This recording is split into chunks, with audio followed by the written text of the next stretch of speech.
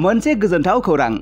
क'क्राझार सहरनि जेडि रोडजों नांजाबनाय गोजोनपुरी रयेल एनफिल्ड श'रुमनि गोजौआव थानाय सेन्ट्रेल भारत सेवाक समाजजों गनायथि होजानाय आइ आफा बीएम भकेशनेल इनस्टिट्यूटआव 2025 आरो 26 मायथाइनि मुं थिसननाया सोलिगासिनो दं।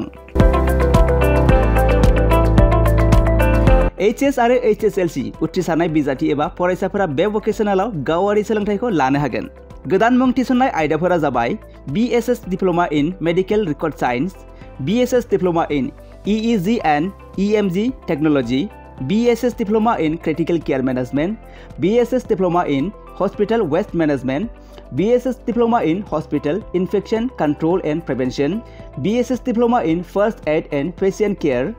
BSS Diploma in Physical Assistant, BSS Diploma in ECG Technician, BSS Diploma in Hospital Administration, BSS Diploma in Hospital Sterilization Technician Assistant, Certificate in Dietitian, Certificate in Old Age Care,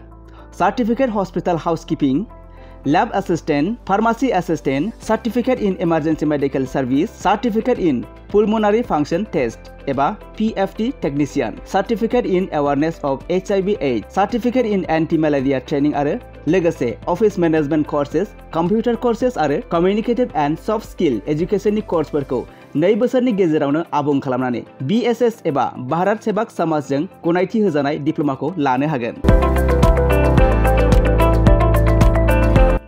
लोगोसे गासैबो डिप्ल'माखौ लानायनि उनाव सोरखारि साख्रि मोननायनि सुबिदाबो दं।